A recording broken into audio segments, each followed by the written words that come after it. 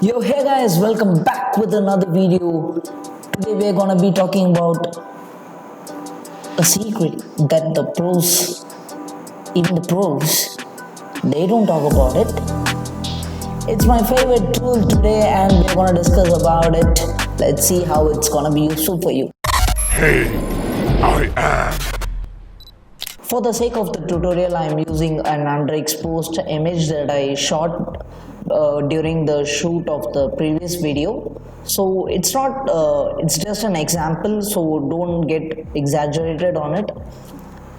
This was the image that was before and this is done after. So this is the power of that tool that I'm talking about. Over the years, after 2 to 3 years of editing, I've always kind of wanted to know what is the secret behind those dramatic skies and cinematic skies, the details, the highlights, the contrast, the blacks. I didn't really quite get it up until 2 to 3 weeks before.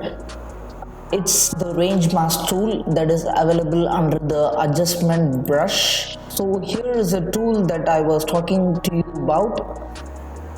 This is the range mask tool. It is a mask to your local adjustments that you do using the adjustment brush in Lightroom Classic CC. This is how the image looks before I did any of the adjustments using the local adjustments, and this is how it looks after I've finished my local adjustments, and you can really see the pop and kind of the drama in the photos and how the point of interest is being added to the photos to this kind of a process. And this is not only done with the local adjustments, it is actually done with the local adjustments and using a mask. Such kind of masks adds the adjustments to the local adjustments.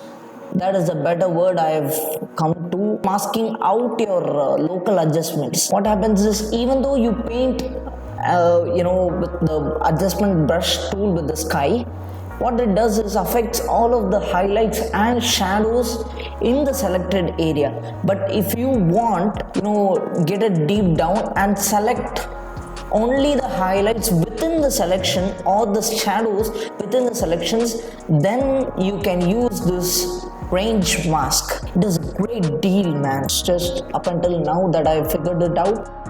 I'll show you how the range mask is done, okay? What you do is kind of fill on O in your keyboard to see where you're painting and what part of the image is being selected. So let's just do it fairly good. I'm not going to do it very kind of precise and all. Let's just show you how it's done, okay? I have selected, I have brushed and selected the parts of the image. Now, whatever I do in this, I take my exposure up, I take my highlights up so that the whites of the highlights remains more bright, so that it kind of adds more contrast to it. I do all of this. I actually want to decrease the shadows and get down with the blacks and lessen the clarity so that it's good, and bit of a dehaze I do it. Not too much with the clarity. I'll just go around maybe I'll go around -30. That would make it kind of give you the glow sort of feel, and you can see how it has affected your images. See how it affects. Let me just bring the exposure a bit down. You can see it has added a glow kind of feel to your photos, but this only affects, it always affects both the highlights and shadows. So how can you tone it down only to shadows or only to highlights? That's using the high range mask that is available just below this adjustment brush adjustment tab. What you do is come into range mask, this option, and toggle it on to luminance. There is other selections that is color. This is used to select a particular color, and it's used to affect only that. So let's just go in and select the luminance. It only affects the brightness or the darkness of the image.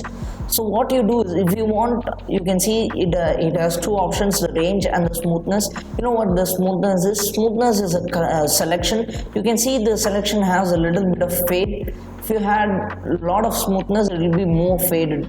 So I always wanted to keep it in 50 I don't do anything else with it. Okay, you can refine the selection using this eraser also if you did something wrong, kind of like this.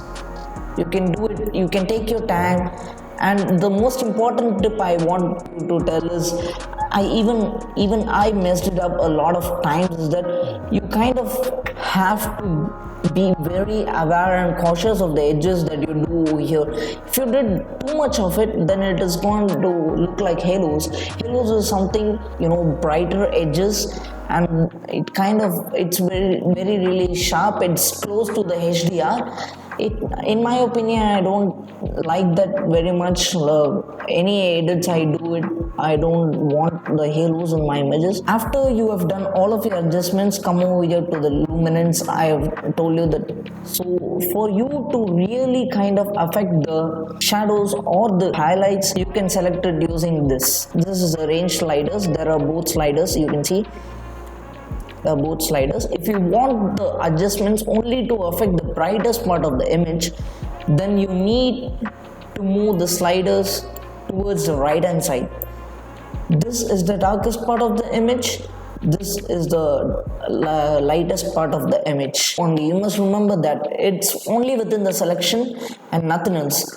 This is what now you can see that before it's affecting both the highlights and shadows, but now when you on the range mask to the luminance, you can really see after selecting the highlight section, you can really see it only affects the highlights. And this is how you bring in the kind of drama to your images, the glow. If you want, you can kind of even bring down a little bit of clarity, and you can even expose your highlights a bit more better. You can see that how it affects your, not too much like this, but you can see how it affects only the highlights of the selection you have done using the adjustment brush. And the same goes with the shadows. I'll show you how it's done.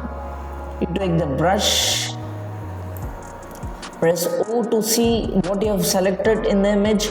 You kind of brush it and fine tune it. I'm just doing the quickest way for the sake of tutorial to show you how it's done.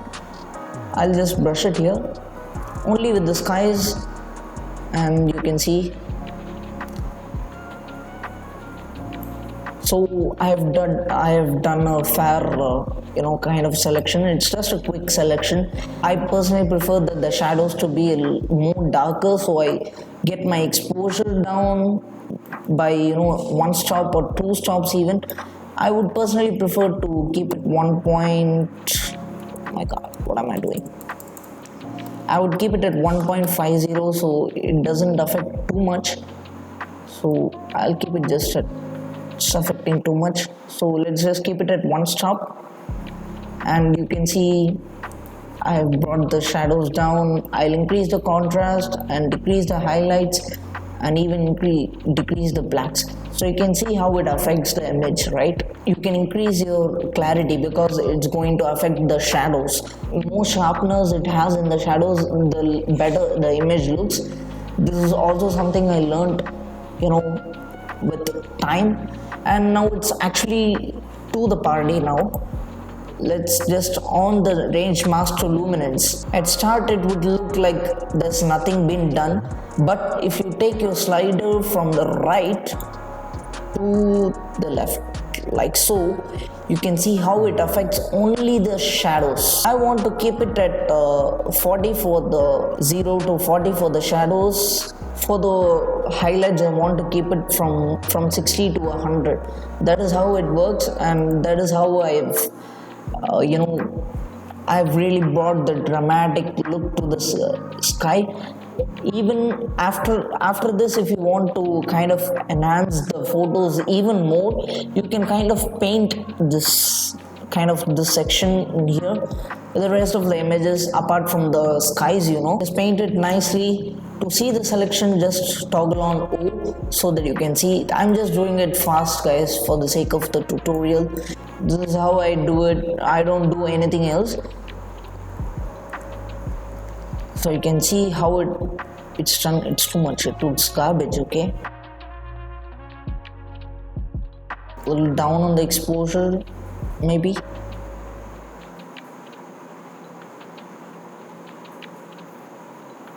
after you do it, it's the same procedure, okay? You come over here, go to the range mask and go to luminance and come over here.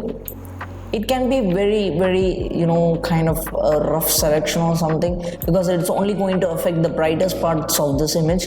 Even you can increase the exposure a bit, this much. I think it's just fine. A little bit more of the shadows, I think, a little bit more exposure. Once it is applied to the highlights only, the range mask, then you click on done. Then you just repeat the same process, okay? Just paint it for toggling the selection, what you have, just to see how you have did it. Just paint over it. The rest of the images except from the sky, it should not touch the sky. If you are more aware of it, your edit will look seamless. And after you have did the selection for the shadows, what you do is get down on the shadow exposure, bring down a lot of contrast, and then bring down the highlights, bring down the shadows, bring down the blacks, all of those things, a bit of clarity, only a tad of dehaze, okay? Don't do too much on the dehaze, otherwise it will look very bad. Even for the clarity, I would say the same thing. So that's all we can do. So after that, come over here, turn on your range mask to the luminance to see how it has affected the image. Press O again to toggle it. It is too much, I can see, but once you have selected the range from, you must just adjust your slider from 100 to 40 range is where I find it good. It's kind of all underexposed, right? It is all a bit of tweaking. You click on done, then you come again in the basics panel, and then you kind of bring the shadows up. You can see how it kind of affects the image in a lot passive and positive way, and this is how I get the dreamy look.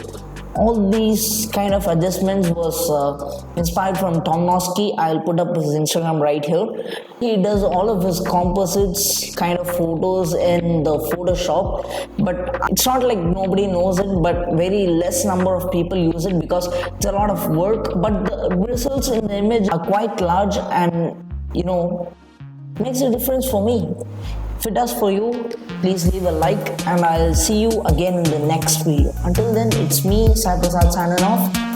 I'll see you soon in the next video.